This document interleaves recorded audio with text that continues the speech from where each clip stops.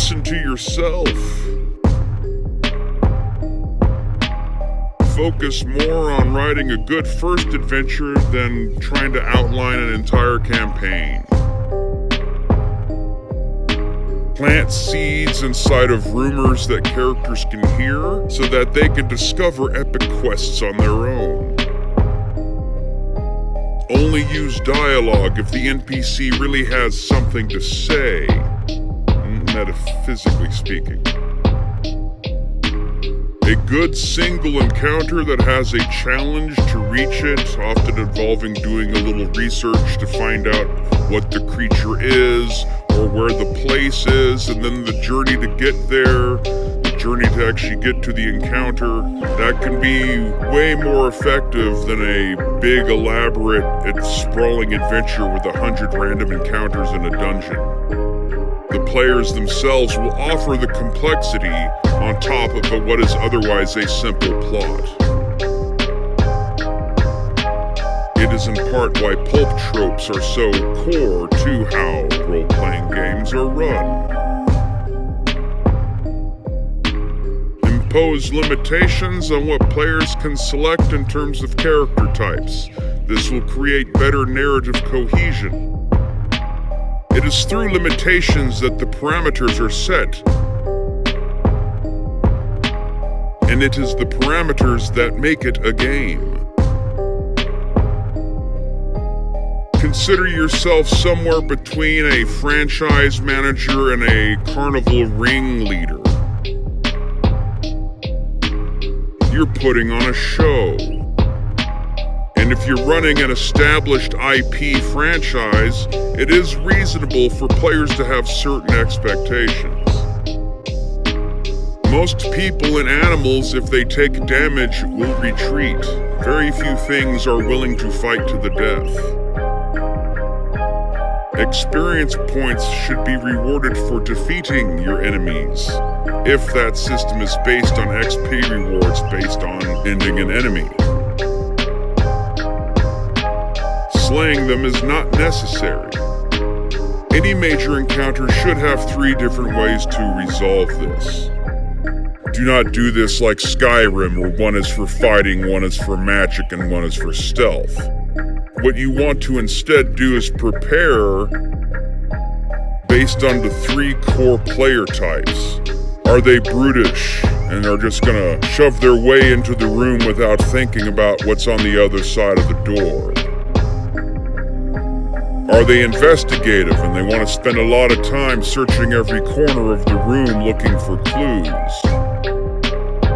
Or are they a reluctant player who doesn't want their character to get hurt under any circumstance? If you plan out for these 3 core responses, even though the players are likely to come up with entirely their own scheme that has nothing to do with those 3 responses, between those 3 responses, you can triangulate where the players actually are so you can better improvise the emergent 4th way.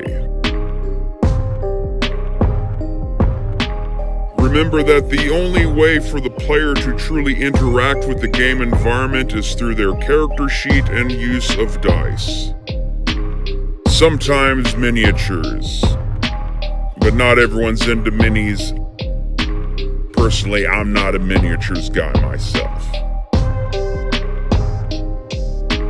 Theater of the mind, or whatever the fuck you want to call it.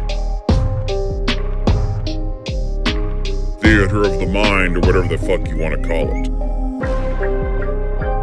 So the more you can make them rely on using things that are on their character sheet and make them interact with their character sheet, and the more excuses you can come up with for them to roll some dice, even if it's not in combat, or to establish initiative or a skill check. Fun little challenges. Interesting ways to employ skills or savings throws. Have whichever player is in the lead of the group when they're traveling across terrain, have them be the one that rolls for the random encounter. Don't do it yourself. Then it's on them if they all get mauled by an owlbear in the night.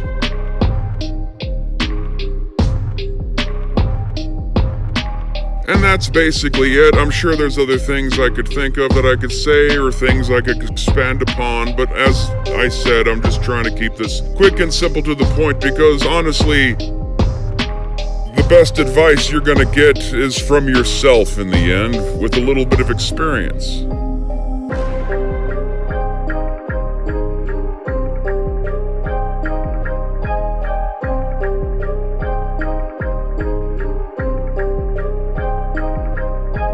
If you're a starting game master who's never dungeon mastered before, just focus on writing a good opening adventure and try to triangulate the kinds of options as to how the player characters can resolve whatever the mystery or challenge of the adventure is.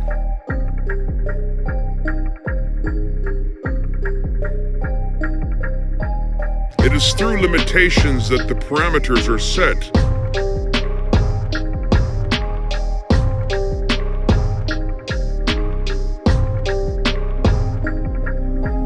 Consider yourself somewhere between a franchise manager and a carnival ringleader.